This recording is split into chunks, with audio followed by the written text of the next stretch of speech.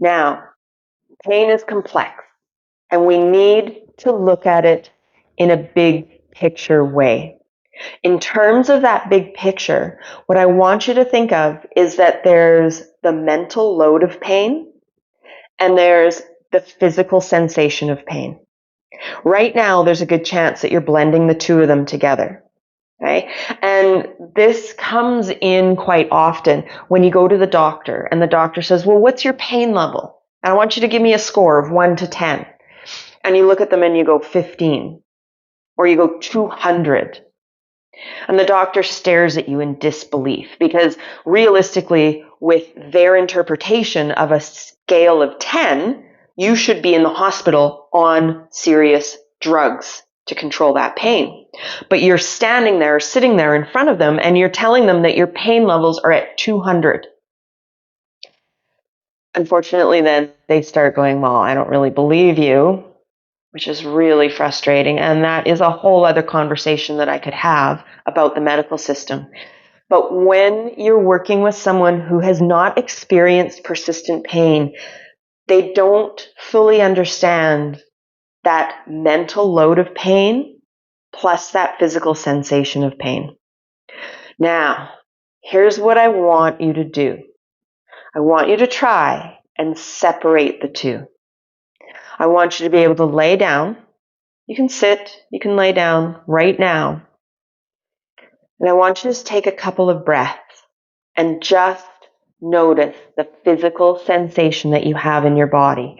Now, here's the kicker with that. You've been pushing that sensation away from you for as long as you can remember, and you've been trying to fix it and get rid of it. All you want is for the next day to have no pain. Here's some bad news. That's not going to happen. Trying to get rid of pain in that way, A, is not realistic, and B, actually makes pain worse. Because the more anxiety you have about getting rid of that pain and pushing it away, the more your nervous system goes, oh yes, it is bad. We need to send more pain because there's danger somewhere. And it builds on itself.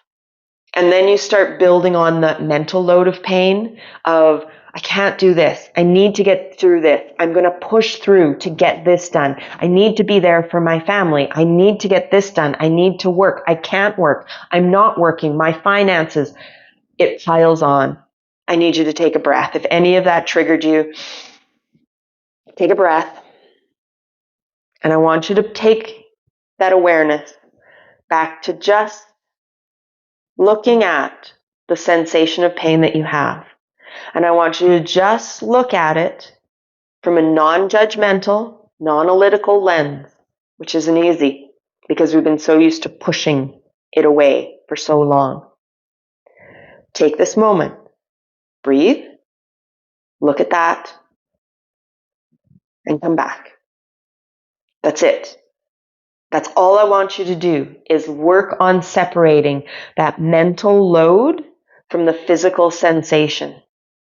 Now, one of the things that brought me to this work was that when I had my back pain and I started learning about pain science, there was this one question that happened when I was watching a David Butler lecture, and somebody in the crowd asked, why does my back hurt more when I fight with my wife?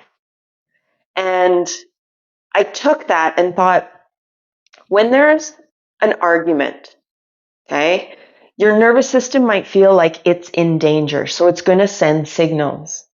But when you actually step back and look at being in an argument or being in a conflicting situation, that's not causing tissue damage. Yes, it's a mental load. And yes, the nervous system looks at it and goes, oh, that's danger. We need to get out of this. How can we get out of this? We can send them pain. If we give them pain, they're going to stop. But if you can take a moment, and it's practice, take a moment and be, this conflict isn't causing me tissue damage. You start to be able to separate the tissue damage from the mental load of pain. And that's a huge first step. So I want you to play with that. And in that practice, that's how we start to take the mental load of pain, noticing what it is, the physical sensation of pain, and we can start adding in things to make our life with pain around the pain. Not around the pain as in it's all about pain. It's all about building a life and being able to do things we like and look at, if I'm walking for 5 minutes and coming back, that's not tissue damaging, but there's a physical sensation. So we take little steps like that to start building up. All right. Hit the subscribe button below because I could talk about this for hours.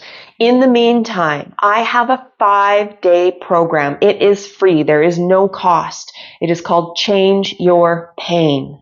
Head to my website, head to the link in my bio, and sign up. Take 15 to 20 minutes a day and see if you can change your pain by next week. Right? Drop a like on this. Drop a comment below. Let me know what you think, because pain is complex and we've been told for years that it is all structural and we need injections and prescriptions and surgeries, or we need to make our core stronger or our glutes stronger. Let's look at the big picture, because realistically, if there's a neuropathic aspect to your pain, let's say it's 50-50. If you can manage 50% of your pain better by next week, would that not be something you want to hit up? So check out the link, go through the program. Let me know how it goes. If you have any questions, please message me, drop a comment below, and I'll see you in the next video.